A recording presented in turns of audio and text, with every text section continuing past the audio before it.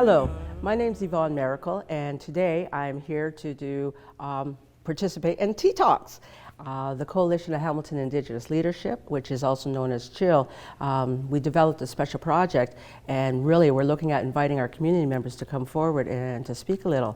But before I do that, I should introduce myself. I'm Yvonne Maracle. I am Bear Clan of the Mohawk Nation, down from Tagnanaga, and long-time standing community member, I think over 30 years involved in the community here. But I just left the community in 2020 when COVID started.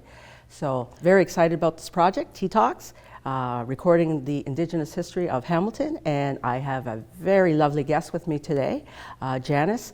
In fact, I mentored very much under Janice in my early years. I learned a lot from her when we first started, but I'll let Janice say a little bit more about Janice. Good morning. I'm Janice Lewis-Deeley. I'm from the Oneida Nation of the Thames, and I've been a community member in Hamilton for all my life. Worked in the community here at a number of agencies. I've been with Urban Native Homes for about 35 years. I've been with a number of agencies, whether it's on the board of directors, whether it's as a community member, as a supporter. I've been the mom of two boys, of three sons. I have three sons. I have 13 grandchildren. I have a lot to talk about, I guess. You got a lot to share here. A lot to share, Definitely. and I hope I remember it all. And I have to do that now because as I'm aging, I'm forgetting things. So I wanted to be here with Yvonne so that she can I guess, remind me of things because, like I said, I'm aging and I forget things, so I need Yvonne. I need Yvonne. I think we're all in the same boat in that sense, right? And that's one of the things that's important about this project. Yes. You know, when we think about it, like you said, you came in the show about 70s, but I know we talked a little bit before that. You actually came in before very early 70s because you were telling me that you were a student. Yeah. I started in the community. My mother was part of the Métis organization. She was a board member, and so as her daughter, I would get summer jobs, and I would be the summer camp counselors, and that's how I started. And then eventually I went to the Indian Center, and we were really involved with the Indian Center. So I then became it was with OI Leasing, and it was a project called Natives in an Urban Setting. Yeah. And we went around and we interviewed people. We had so many people to interview, and this project went on all through southern Ontario. And then we all got together, all the interviewers, we met and we compared, and it was run under Roger Abonsawin and Liuba Irwin. And so that was in the early 70s. And that's with OI Leasing? OI Leasing did that one, yeah. And at that point then, after that, I went to work with Native Women's Center, and I did a study with the Indigenous people that went into foster care and were adopted. And we again did interviews and surveys with people and agencies. And that was done under Native Women's Center, and I'm not sure how that was funded, but that was done under Native Women's Center. And then along comes Urban Native Homes, and at that point in time, it was like, you know what, it was kind of like who you knew. Yes. And wasn't a lot of Indians in the city at that time either. No, so it was who you knew, and I was always at the Indian Center with my sons, and so at that point, Isabel Millette, who was the director at the Native Women's Center, at the Indian Center, had said, you know what, just come try it. And I thought, what did I know about housing? You know, I was living at home yet, and just moved to my own apartment, I think.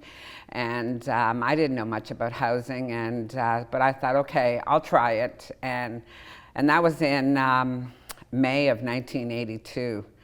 And I stayed there right up to 7 years ago, whatever the year that was. Yeah. But I was up there, right? I was there for about 38 years. I was there with Urban Native Homes. When I started with Urban Native Homes, there was only 2 homes they had, and a board of directors, and which was only a few members.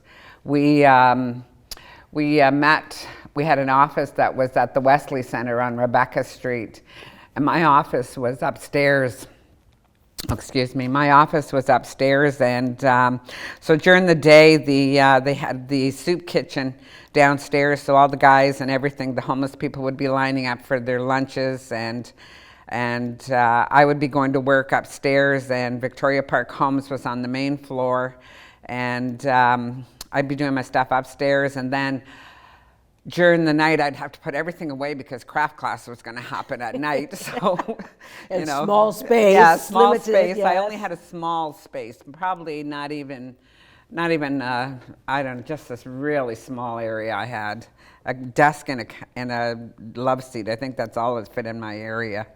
Anyway, we had that space, and then we moved up to Houston and Main Street after that. And I had a just one guy, a maintenance guy, and we had two girls, two young ladies who were our maintenance trainees, and he was training them, and I still see them once in a while. Oh So we talk when I see them. But from then on, from that point on, we just grew. We went from 2 homes to, I think when I left, there was 262 homes.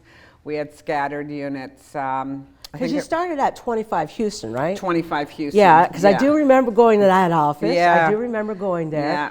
Because then, so while you gathered and start building up this housing lot, then you moved from there. You went down. Was that when you went to Albert Street? We had to move out, and that's what spurred our move. Okay, yeah. Okay. So we ended up at the Indian Center's, one of their buildings there, and that was our temporary location for a couple months while we got our footing again, and then we moved over to King Street. At King and Sturton. That's where it was. Yeah, we King moved to Street. King and Sturton. Yeah. And got our footing again, and so we were there for several years. And then from there, we then bought our own building on Albert Street. Albert Street. Yeah. So we stayed there for many years, and then that's where they ended up selling that building in the end. They sold the building. Oh, did they? Yeah, they sold the building and took their offices over to 42 Mary Street, I think. Oh, that's where their okay. head office is now.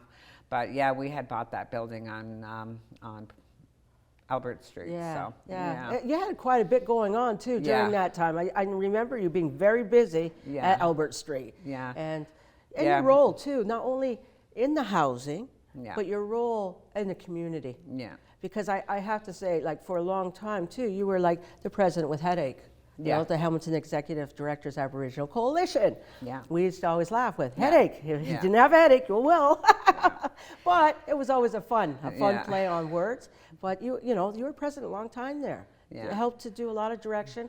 As you talked about, you had your hands in a lot of beginnings. Yeah, I did. Yeah. I remember the Mayor Morrow, used to always call us his headache girls.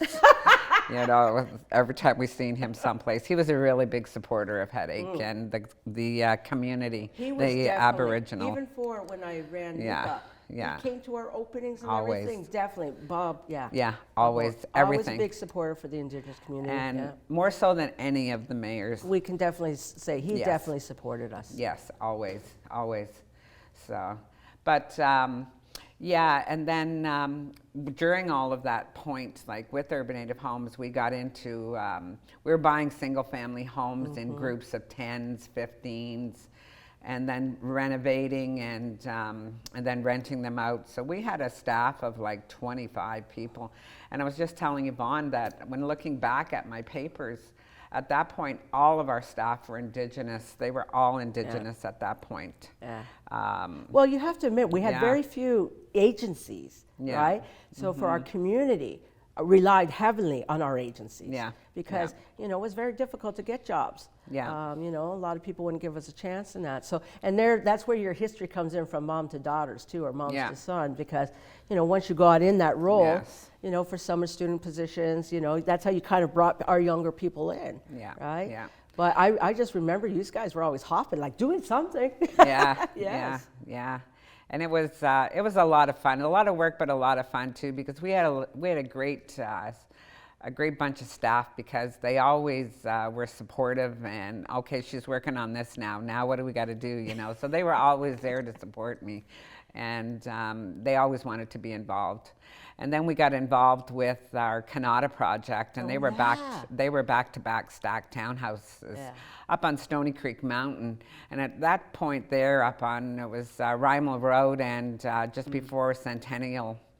And at that point, there was really nothing up there but a few townhouses. It was farmland. It was farmland up there. It was 1993, and we got our funding. And it took us 2 years, I believe.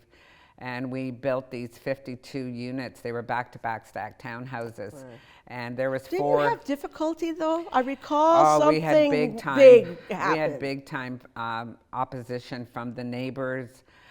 They were worried that their dogs were going to have nowhere to run, and it was terrible. But we managed to get through. We had Brian Porter, you know, and a native architect from out of Six Nations, and he designed these back-to-back stacked townhouses, and so we did manage to get through. And so now those units are up on Stony Creek Mountain, and there's all the other units around them. Yeah. Now they've kind of built up all around what you had. Yeah, yes. The mall is there, the strip mall is there, everything is there. Yes. So yeah. Yeah, because back in that day, it was just you guys. Nothing. It was nothing. It was just farmland and bush nothing. There was nothing. Yeah. And then we went on to build the seniors building in 2005. I believe that was. We built the 42 Mary Street. Yeah. We received homeless dollars, and so we built the seniors units. I think there was 19 units we put in there, and 19 units down there, and that was just single. Some were, I think they were like a bachelor apartments. Yes. Called bachelor Actually, apartments. I remember touring them when we had a chance to tour them when you first got in there, and everybody was pale. I'm going to have this apartment. I'm going to have this apartment. Right? Yeah. We're all, as we get old. We're all taking our apartments, which one we wanted. Yes. Yeah, and that building was, prior to us purchasing that building, it was a engraving business. Yeah. So you had to add on too, renovate. And we added on to that so that we could add the community room and some more apartments. And it's right next door to the police station, so we're pretty close to the police there.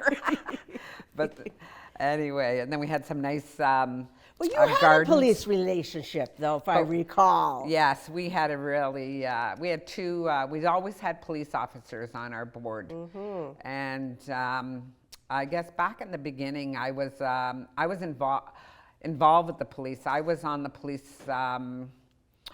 police services board. I was the Indigenous liaison person.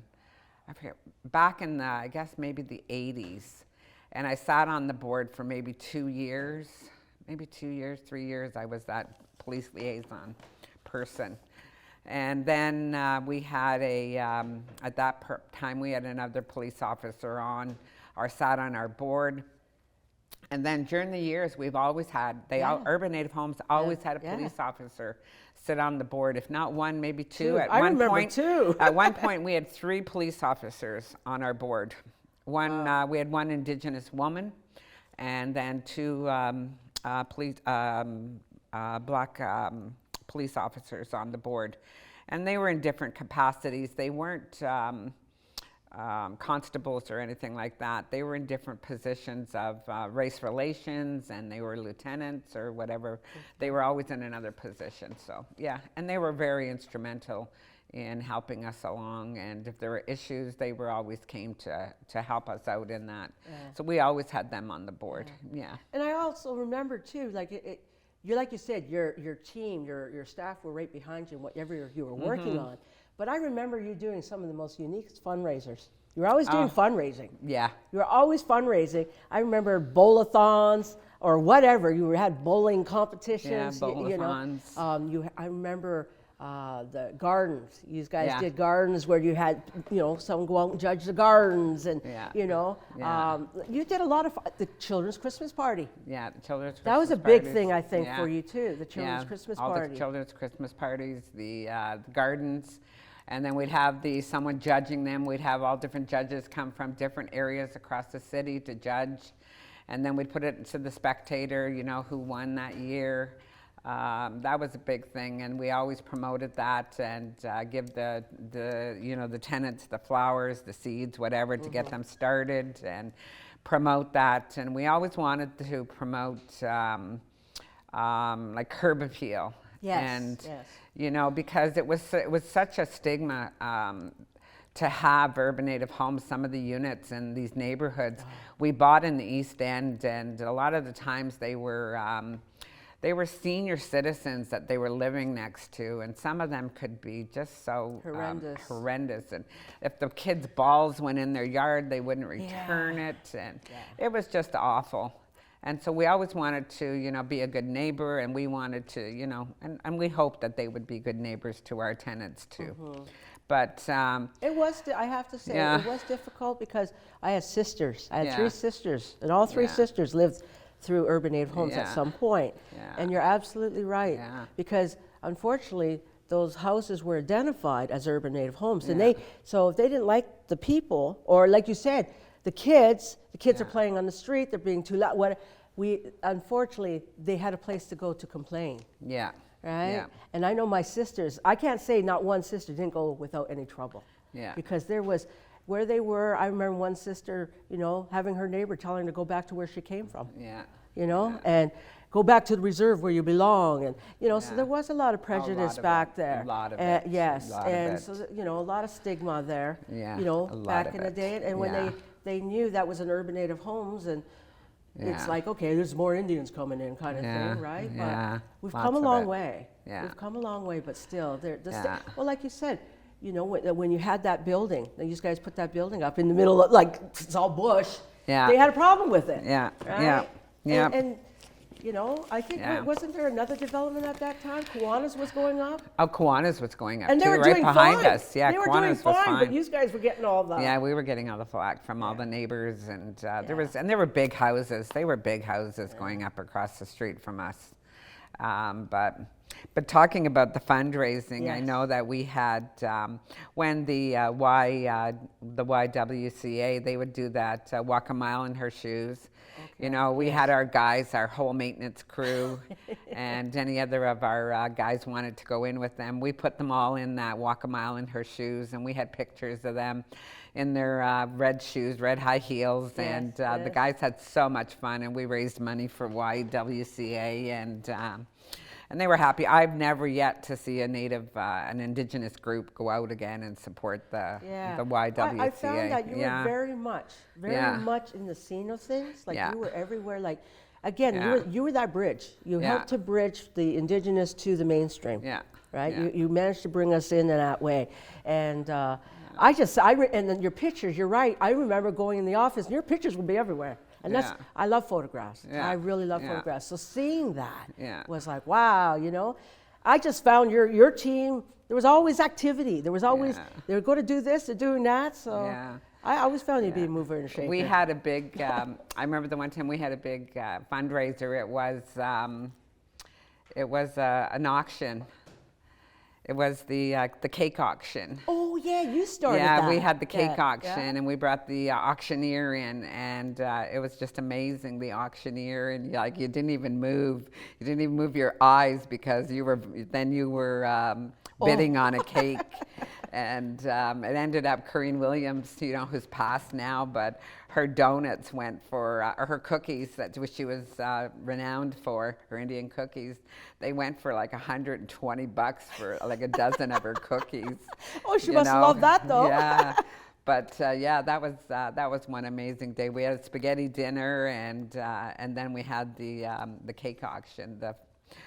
And the staff worked so hard. They got cakes and cookies and everything donated from all the bakeries. And you did that a couple times, I think. I think so. But it was a success. That's why you did more of them. That was a lot of fun. But we got a lot of donations. We raised a lot of money that time. I can't remember what we were raising money for. But you're always. That's one thing I can recall with your staff. These guys were always raising money for something.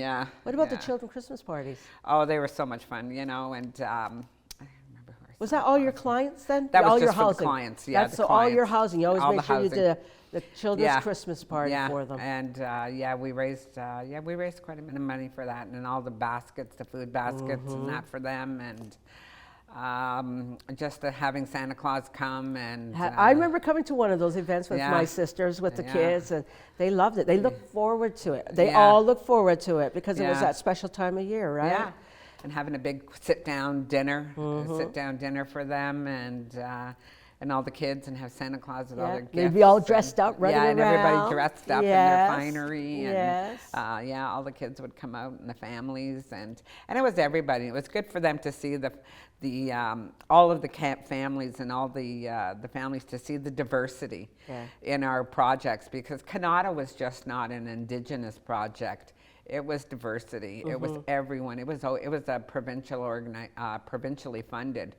So it was not just Indigenous families who lived there. So it was, quite bringing everybody diversified. together, bringing everybody together. So when we had our Christmas parties and that, everybody was welcome. Yeah. Everybody came out. So it was nice for them to see that, we had such a, a wide, diversified family. So it was nice. Yeah. It was Not only very that, nice. with as Indigenous people moving to the city too, we started, getting more involved, and we have Italian Indians and Portuguese Indians. And all Yeah, kinds. always. Well, mine's half Italian, Irish, and my daughter. So Yeah. it's So- that coming into the cities. Yeah. Because to be truthful, and I know for myself, I've said it many a times, that I really feel that the cities weren't made for Indigenous people. I think they thought we would just stay out of the cities. We would stay on the look, we're here. reserves. And we're here. We're not staying on the reserves because we're finding that there's not, the housing's just not there. Yeah. There's a lot of things just not there. We're coming along. Yeah. We're building it up, but we're nowhere near to really meet our needs. Yeah. And a lot of more people coming to the cities. Yeah. And that's why I think too, as an urban native homes, where your homes are, right? That's where your larger populations are, right? Yeah. And I know we've done a lot of research in over time with homelessness and some of these projects to see where those little groups, and I think again, urban native homes had a lot to do with that. Where you got these pockets of Indigenous families living together and things like that, but come a long way. Yeah. Have come a long way, but the need for housing is still great. I know, as for the rest of the board, not in, we got Sacagawea and OHS in there now, but they're still trying to, do housing projects, and so but again, I feel you weren't just about housing, though. You were very much involved in community, because I really feel too that some of those projects, if you did not say, I'll do it, and take your agency and you committed your agency to that, some of these things wouldn't have happened. No. It wouldn't have happened. Wouldn't have happened. So No. I have to say, again, you were a lead on that. You were a lead to, take that. I'll take it. Yes, we'll do it. Yeah, we'll do it. And much to, a lot of times my board didn't agree. I know. That I said, yes, we'll do that. And they didn't agree. So a lot of times, I took a lot on. Because they didn't, they didn't see the support same it. picture you No, see. they didn't see the same picture I seen. And I think. And I think that's too, because a lot of my board, like I said, a lot of the board was, they didn't all live in the city. They weren't all Indigenous. So it was like they didn't see what I seen. Yes. So and seen what the staff seen. Yeah. So yeah. So I had to do it, though. I had to do it, and I knew I had to do it. So much. Yeah, I got in trouble. I got in trouble a lot of times. I know that feeling. But but no, I had to do it. Yeah, So but no, I have to say, a lot of change, positive change, and to work up to, we wouldn't have the agencies we have now. No. Right? So you did have a direct role in it. And like I said, in the early years with Headache, I remember for a long time you playing a role as president. So you work very closely with the ED or the manager at the time. You provide a lot of direction for not only urban native homes, but for Headache, and like you said, you sat on a number of other committees. I remember working with your staff at times, different projects. Even when we did bond activities, when we do the festivals and the setting up festivals. booths, and Yeah. I remember having we played baseball. We'd Oh, have the our baseball yeah. tournaments. I think you guys took us out a few times, didn't Yeah. you? These guys won. Well, I think Melanie would do that. She'd She'd brought bring the in, ringers. Yeah, she brought in the ringers. We didn't have ringers. We didn't have ringers. She Yeah, had but ringers. you had a good staff. Yeah. But yeah, and then and then I'd host the big barbecue at my house. It was a great time because it was seeing everybody just being human beings Yeah. too. Yeah. You know, after all the hard work, everybody just sitting around barbecue, chatting, having a few drinks. It was a good time. Good times in working with each other. You know. Want to comment any about how you worked with other agencies? Well, I was going to say too, like not only did we have Canada and that's the project on the mountain, but and then the Kugatawin, which is sheltering the spirit. That's the project down on Mary Street for the seniors. But we also had the Odrahekta, for the men on Kenilworth Street, and that came about. I can't remember that exact year. But, and that was for the men. And we bought that property and put, I don't know if there was 15 units in there. But, yeah. It was 8. Is there 8? I might have started Yeah. at 15 planned. Yeah. Because I remember the design. Because Yeah. it was going to open up to the roof, have, sweat lodge, all that. Sweat lodges but and that, due to yeah. money, it got cut down Yeah. to 8. We got down to 8 units in that one. Yeah, so, and then it had the big banquet center in on the main floor. There was going to be a store. There was going to be an area for McMaster to have a bookstore area there, and I remember training training area. was going to be there. Yeah.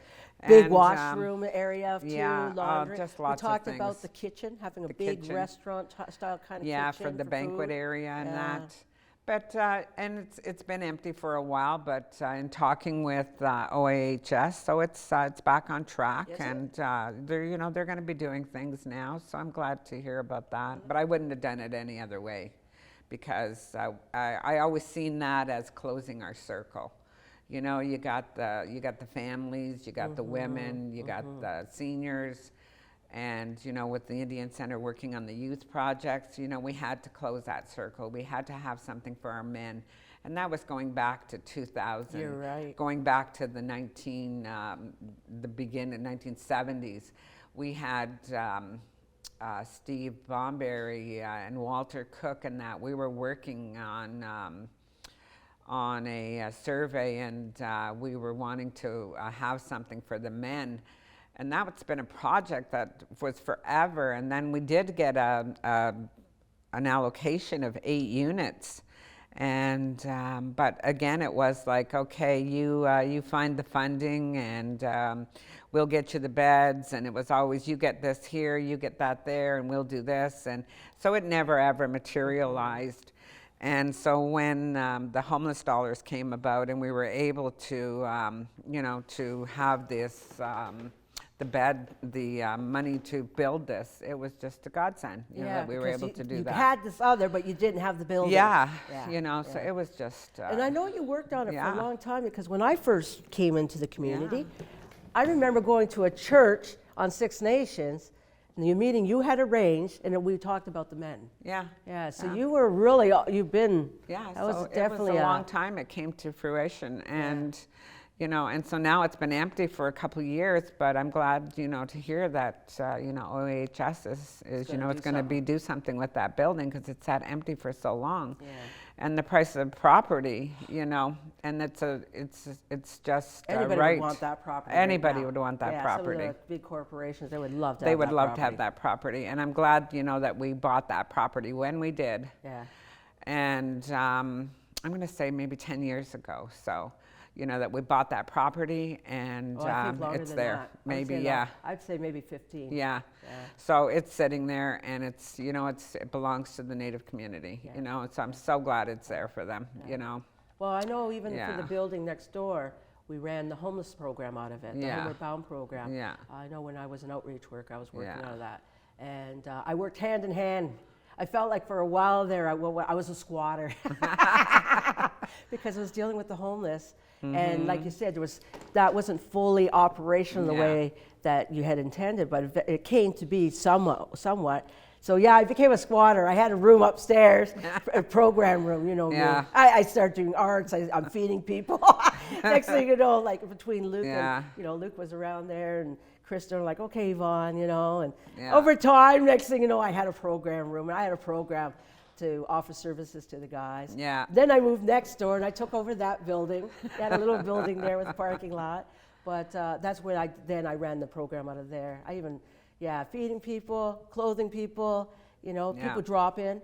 And something to say with that location, even Smudge, having our men and some of the women stop by. They knew if they came into that little shop where I had, they could come in and have a smudge. Yeah. So I'd always have medicine set up. I always had, you know, all of our stuff kind of set up in this room. And, you know, sometimes people would feel down and out and they come in and, Yvonne, I need a smudge.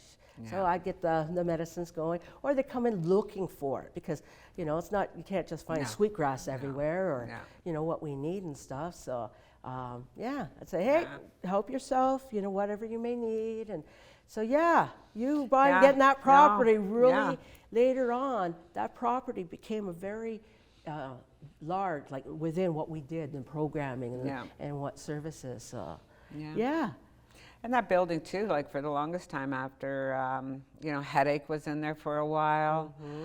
NEPAM went in there for a while, you know, so it was used by different agencies. At different times. At different times. It always, you know, was available for whoever needed it. And lots of parking, which is, you know, so it was always available. So I think overall, like you planted seeds. Yeah. You know, and that's one thing I'm noticing too, even for myself.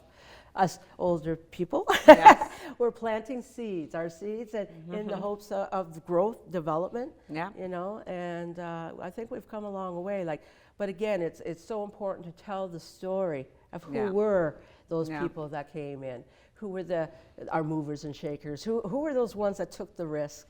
Because again, I know, you probably a few times you got yourself in hot water over things, but. You know, again, you've seen a vision. This is what I see and how we can help our community.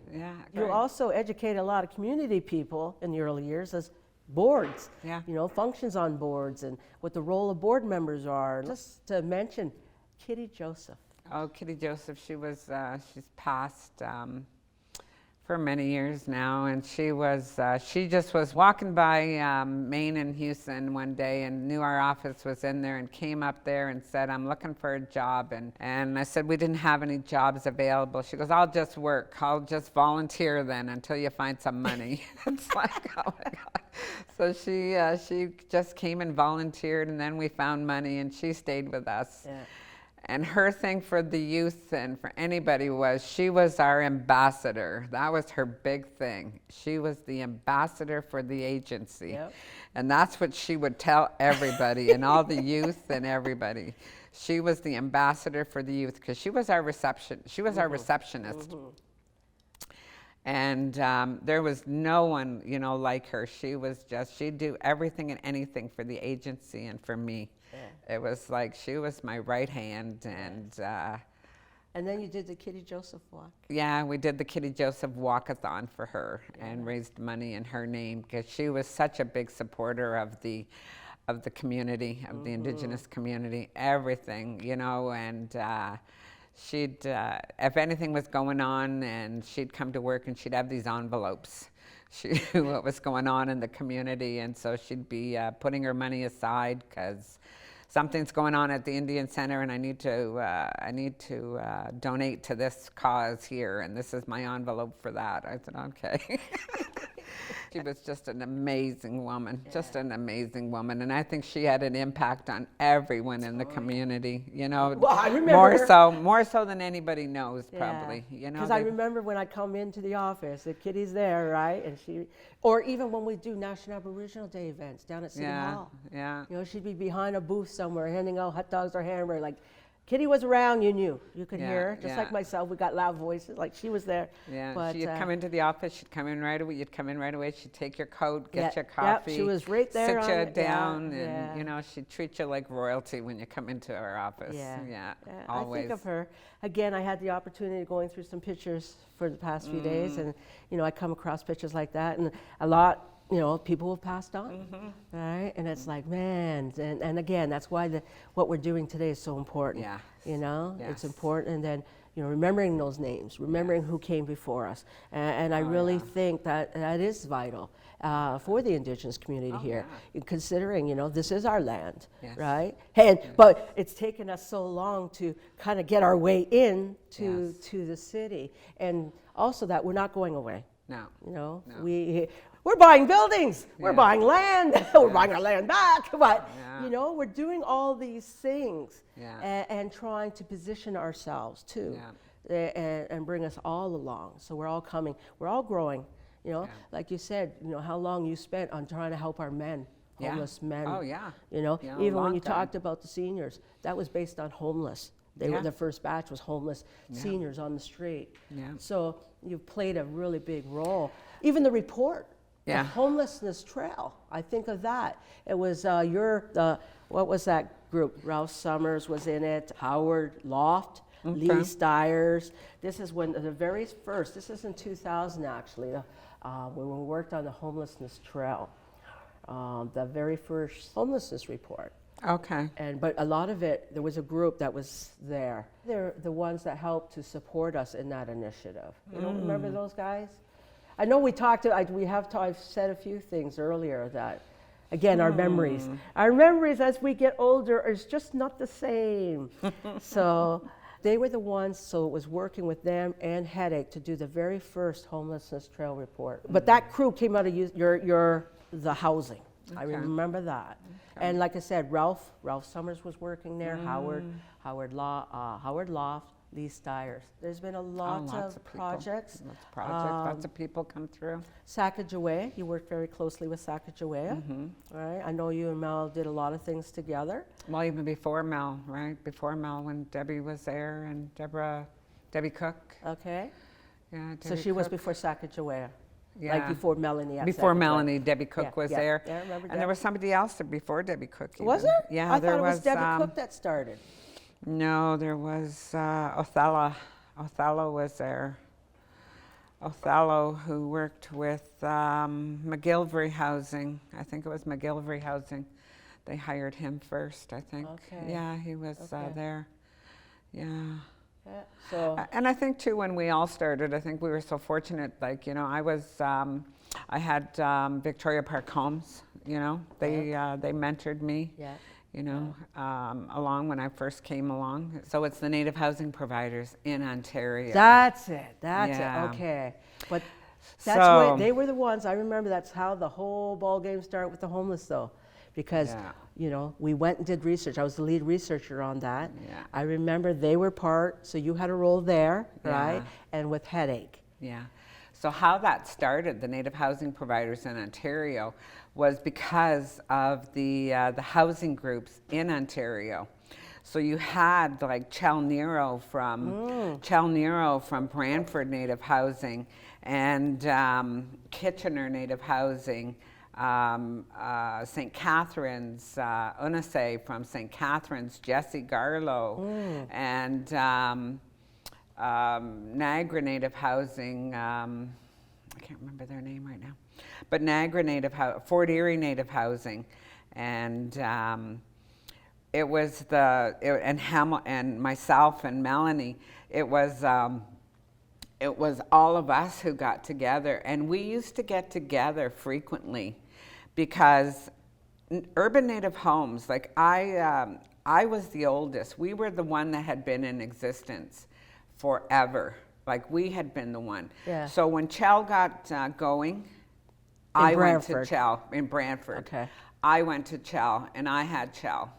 I helped Chel get going. Okay. When Fort Erie started get going, when they wanted to get into housing, I went to Fort Erie, and I helped Fort Erie. So I went to all these agencies. Yeah.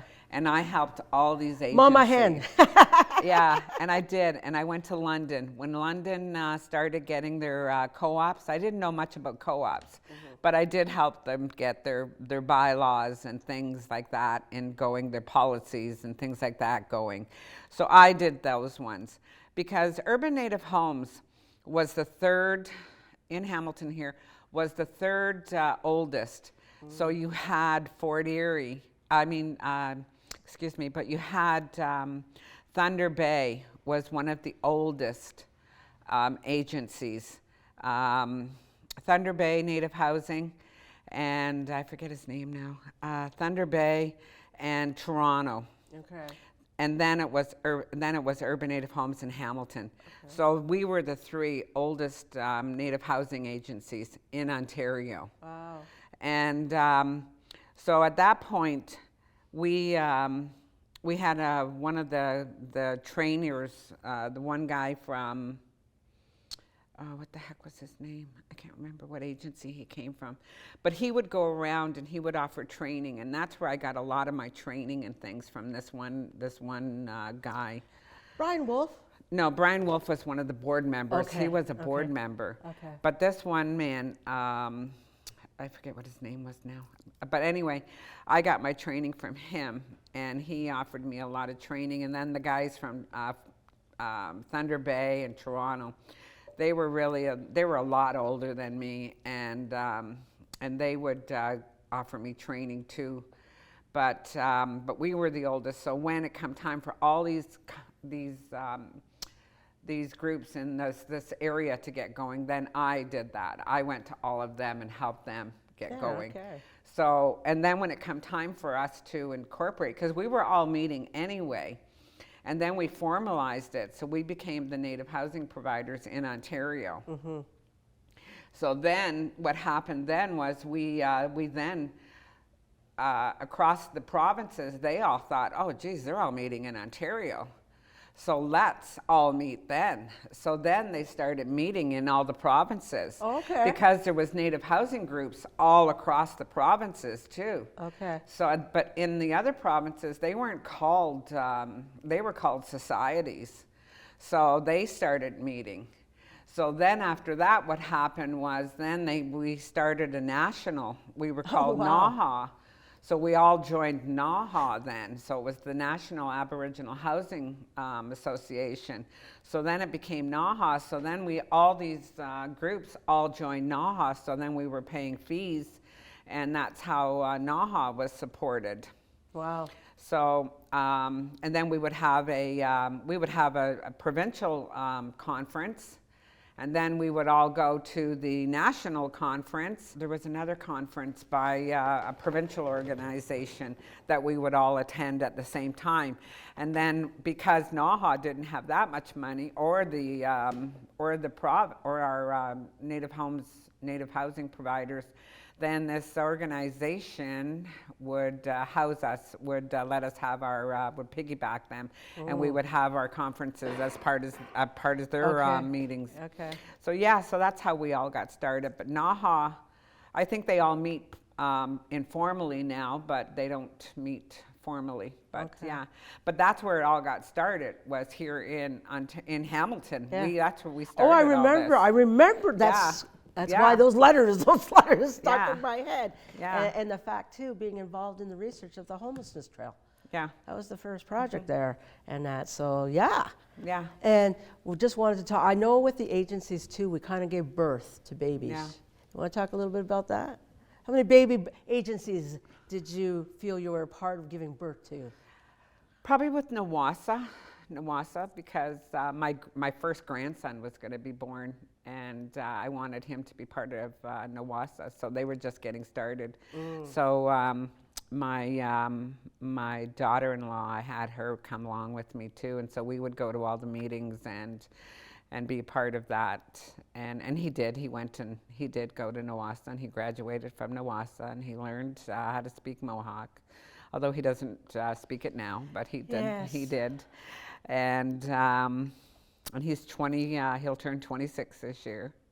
Oh, wow, he was in the same grade. He's in the same Nawasa class. If he's 26, of my my nephew, Chakotay, my Oh. brother Tony, he was Yeah. the first one. So Yeah. his son, so it would be the same time frame. He would have been in that first class too. Yeah. He was Mohawk.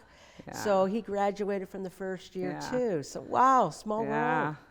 Wow. Yep. So it was due to family that Yeah. got you involved in the WASA. Yeah, I probably would have maybe done it. I maybe wouldn't have done it. Maybe I would have, but maybe I wouldn't have. But it was because he was coming. So, and then with the Aboriginal Health Center, because all the agencies were going to be members to the Aboriginal Health Center, Okay. and that's how the bylaws were written. So we all had to be a member. All the agencies were a member to the Aboriginal Health Center in the beginning. And our president was to be a member, but for some reason, I don't know, her and I would trade off to come to meetings and stuff, but then she couldn't come, so that's when I was more involved with the Aboriginal Health Center. Okay. So there was various times too. I was the president for the Aboriginal Health Center. Okay. So yeah, I was there as the president at times. And then with NEPAM too. Yes, I NEPAM, remember that with yeah, NEPAM. yeah, and I was the the first or the president. second? The first, Yeah. too, and Want to explain that a little bit? the first, the NEPAM, and again, that was the agencies. The agencies were the members. So again, Urban Native Homes was a member, and that's how I was involved because I was the member. I think I was signed on as a founding member, I believe. Could be. I think I Maybe. was. I think I was. Maybe not. I But- know there was a lot yeah. of things, same people Yeah. signing to be the beginner. Yeah, but I was a member to NEPAM, and for a while I was pretty involved with NEPAM over the years, over the first NEPAM even. We should explain this though. First NEPAM, second NEPAM. First Yeah. NEPAM really was dedicated to employment and training for Yeah. adults who did not have a reserve, right? It was Right. off reserve. So the Yeah. whole idea, concept of first NEPAM, off reserve funding for employment and training, Yeah. right, for Indigenous people. Later on, then it lost funding. Yeah, NEPAM lost their funding because if you weren't, they didn't Oh, recognize. on the reserve. We had to be on the reserve that time. Yeah, NEPAM Yeah. lost their funding because the government didn't recognize urban Indigenous people because you had to be on reserve. So what happened was, like, we thought, like, you know, as an urban Indigenous person, doesn't matter where I am, I'm still Indigenous. Exactly, yes. So we fought that, and then we lost. We lost it anyway, and that's at that point. We were protesting. We were protesting, but we still lost our funding. And I think at that point we went to the Toronto. We protested. We went to the Gardiner Expressway. We stopped yeah. traffic. That morning I was just like, I was so excited I'm going to this protest. And my husband says, "So yeah, Janice, I got your bail money here. I'll come get you out. I'll come get you out." And so I went to the protest, and we stopped traffic that morning, and everybody was so upset because we were at the Gardiner Expressway, and we're walking along this expressway, and we get to that off ramp, and all of a sudden we get there, and the what are they called? The police are all the riot police are all lined up. And they got their riot gear and everything. I thought, oh my goodness, like, oh, what's Rick's gonna right, happen? he's going to have to bail me out. Yeah. It was like so scary. I thought, oh my God, but they just directed us off the ramp. So I thought, oh Okay, my God. good, So good, then we good. went to, I think it was Anishinaabe Health, and we had lunch and that, and it was like, oh. But anyway, and then the next weekend, or during that week, the next one was the bridge in St. Catharines. We were blocking that bridge, and Rick had to work, and I didn't have a ride, and I don't drive, so I didn't have a ride, and so I said to my son, I want to go to this protest, and he goes, no, we're not going, and he wouldn't take me. So then he calls me that night. He goes, is this where we would have been? I goes, yes. And so he says, oh, sorry. I should have took you. I should have took you. But no, so we did that all to protest our funding loss. Yes. And But anyway, we lost our funding. We closed up shop, and then it was Amos Key, myself, and Loretta Hill, and there was another lady from Kitchener.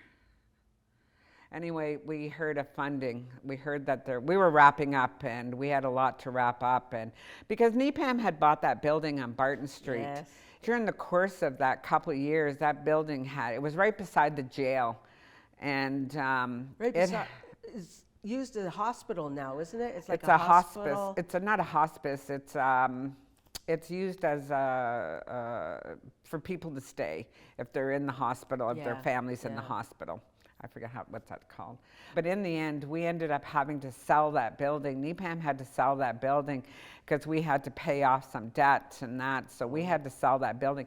But that building was going to be our one-stop shop. One-stop shop, and we would all have, we could all have offices there. We could have, a store, a program, a store, a catering. And there was going to be so much for us, but in the end we had to sell it and pay off our debt. So in the end, when we heard there was funding, at this point left, there was only Amos and I left. And so Amos and I, we hired Carmen on, and Carmen Thomas came on, and we went to Toronto. And we met with the funders, and took us maybe a year or so. But in the end, we got our funding back, and we got our funding back for the youth. But that was what changed. That's what changed. That's what changed, because when you came back, you could no longer do funding for adults. Because at that time, the Indian Center now was full blown, had their program, employment training, so you couldn't, it was like two same programs. Yeah. So that's why that target went to youth. Yeah. So then NEPAM became just for youth only, up to from 15 to age 30. Yeah. Yeah. But NEPAM was back as the youth employment and training. And it's still going. And it is still going. And thank goodness, Amos and I stuck it out.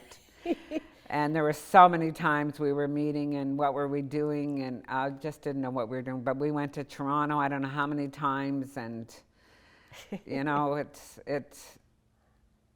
just, thank goodness we stuck it out, But in the end, that building at 181 Barton Street, that was one initiative that Urban Native Homes didn't get, because we worked with Extendicare. I think it was Extendicare. We were going to build a nursing home there.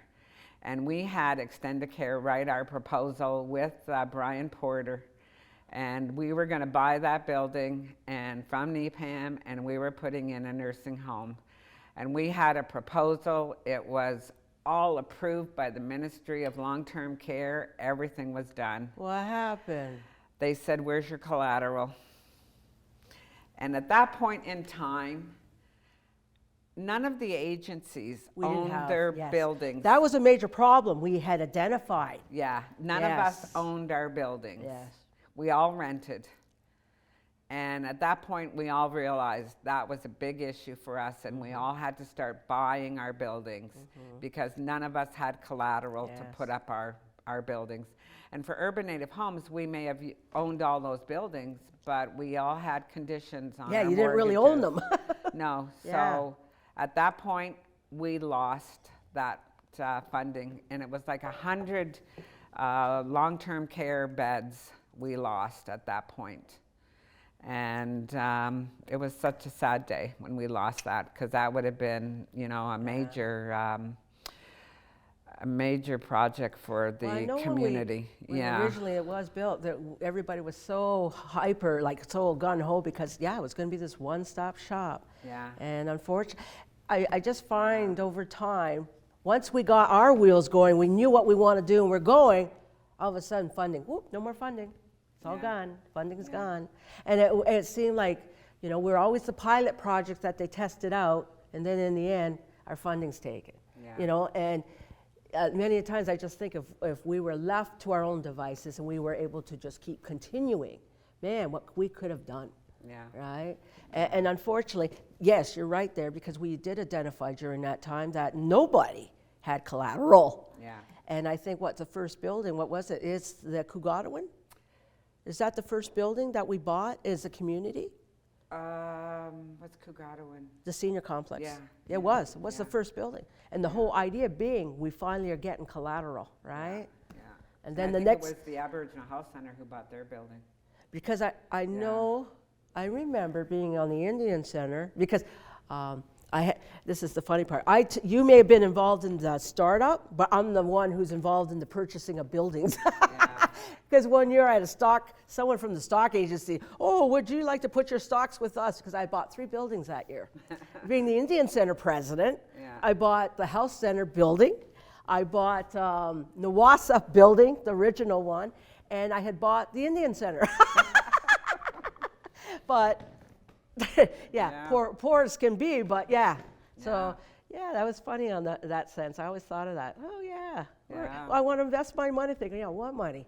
No, it was the agencies. But there was a lot of growth at that time. We went through periods where we went dry, and then there was little bouts of growth. Right. But you did play a major role when it came, like I said, planting seeds. I think a lot of us have that role where we planted seeds. Yeah. And now we're seeing. Now we're seeing, and again, that's why I'm pushing the fact that this is important, what we're doing right now. Yeah. Right? Yeah, it's nice to know that, And back then you didn't know. I didn't realize what I was doing, I think. I didn't realize, I was just working. I was just doing. I was just paid to work, and I was just working, That's it. Just working, keeping food on my table, and, that's all I was doing. Yeah. So, But when you get a chance to reflect, you've done a lot. Done a lot. Contribute a lot. And it's so funny. It's like my sons don't even know sometimes. They talk over, they give, I don't know, she was a real estate agent. That's what they'll say. My husband does the same. Yeah, I don't know. She was a real estate agent. Because a lot of people will say, what does your wife do? Oh, she's just secretary. Yeah. I'm like, I'm far from We're having a conference in March. I'm going to bring Shyla with me. So she's now going to be in training. So Shan's been trained. She's been through the system. She knows the players. Been through a lot. I says, and so I'm telling Shyla now, I says, now it's going to be your turn. And that's what we do. We teach our younger people, and they become students, or counselors, and stuff like that. But your boys will probably be proud too. They'll know their mom, urban neighborhood home. That was she was it. A lot of pride comes with that too. I was the president for Native Women's Center for a couple of years there, for about 4 years, and maybe 6 years. I was the Native Women's Center president, and I was always a member of the chapter of Native Women's, but always a member, but never took on a role of the board, and just supported them. And then when I was finished work, and then I thought, what, I love to garden, so and they have all those big gardens up at Rosedale, so that's where I started. I was gardening up there all the time, and then I thought, no, I need to do something else, so I'd still garden up there, and then I got involved with the board, and then I got elected to the board of directors, and then I took on the role as the president, and then this year, my husband passed, so I said, no, I'm going to step down for this year, and then I took on the vice president's role. So I'm vice president right now, but I see myself as mentoring. We have a lot of new board members, so I'm kind of mentoring them, and that's my role right now, is just to mentor these younger board members, and because I know I'm not going to be there for I don't know how many more years I'll be on the board, but so I'm kind of mentoring these younger board members now. But I bring my granddaughter out to the AGMs and any conferences and things like that for Native Women's Center. Right now I'm just leading, I'm the chapter's book club member. Oh. So Anwa's doing the book club, and so they want me then to start a book club here in Hamilton, so over the chapter. So that's my role there right now. So I thought I'd do that because I love to read too. So I'm a gardener and I'm a reader. So I do that. So, but Yeah, so I just want to get my granddaughter involved, and my youngest granddaughter, I don't get to see her too much, but I want to get her involved too. Yeah. And like you said, right, they're Italians. She's Italian, and she's, she's native, but I call her my Oneida girl, and Yeah. I just, when I do see her, I talk to her about what I do and stuff, and so that she knows that what I do out in the community and that, and Aspen, she knows what I do in the community, so. And my grandsons, they all know what I do, and I tell them where I'm going, what I did this week, what I'm doing next week, and so they know what I'm doing. And so I hope that they all know, and I know that Bailey knows, and Bailey always tells them, this is what Grandma's done, and what she's done in the community over the years, and because I want them to know just how much I've done, Yeah. And again, to me, that's important. Yeah. It is important, and it goes along with the Indigenous way, our Indian way, is that we would know. We would know who came before us. We would know their accomplishments. We would know, who was involved in starting that up or anything like that. This is, so I find this project kind of unique in that way where in a way, we're going back to traditional ways. Yeah. Okay? Yeah. But anyway, I just think that you are doing your role. I feel I'm in the same mode, right? Feeling and bringing Shyla. I brought my daughter, right? Like you brought your son. I brought my daughter to everything. Now is my granddaughter. She's going to be 13 in a few days. And so I've made it a point now. Like I do the same thing. They want to know, what are you doing, Grandma? What are you doing? But being an artist too, I do a lot of art stuff at home that they take part in. So when I get to travel now, I try to take them because to me that's the best way for them to learn. Absolutely. And Shyla is very still connected to Hamilton. She remembers the powwows, because being an organizer of that. So I think it's good. It's the role we play, right? And that's part of our legacy too. And I really think it's important that our youth, whoever they may be, whether they're in our own family, know who comes before them, because later on, where did that happen? How did that start? Well, we'd like to know the names. Yeah. That would be culturally in long-term history, we would know. Yeah. We would know exactly who did what. But because of the situation we're being as an urban Indigenous people of living, like I said, I'm a firm believer, they did not expect us to come to the city. No. They thought we were going to stay out of the cities and live on the reserves. No. And we just say, no, we're coming in, and we're coming in large. And our grandchildren, again, to know that pride. My grandma did this, and look at building, my grandma did that, or my grandpa did that. Like, that's our pride. Yeah. And that's a part of that role models, which we didn't grow up with. Yeah. No. Who did we have to look up to? No. So we are it in the sense of, and to me, it's bringing us back to full circle. Yeah. Absolutely. As to who we are. And now you get to enjoy yourself. Yeah. You've done a lot of hard work, planted a lot of seeds. Yeah. I really enjoyed having you here today. Oh, thank you. I've enjoyed being here. Thank you. Reminiscing. Yes. I've enjoyed it. That's good. Thank you. Because, you're welcome. And like I said, one thing I didn't mention, and I would like to just mention before we fully wrap up, when I first came to the community, I actually did Cable 14 shows. And I was the host, believe it or not, these Cable 14 shows. This was back in 1988. I was doing these. And Janice didn't remember, and she probably doesn't remember still, I interviewed all the EDs at that time from every agency. I did 12 shows at Cable 14. And one of the speakers who's going to be coming to us later on is Linda Jenkins. Oh, yeah. And she is one of the people she was one of my cameramen. I think she's well up, she's got to be early 80s, late 70s. Yeah. Late 70s, probably. Late 70s, early 80s, so. Yeah. Yeah. Yeah, no, I don't. Yeah. But again, when you go home, you're going to start thinking of all these things later on, and you're going to be remembering names and places. And I will. Yeah. But again, thank you. Thank you very much for coming. Thank you. Oh.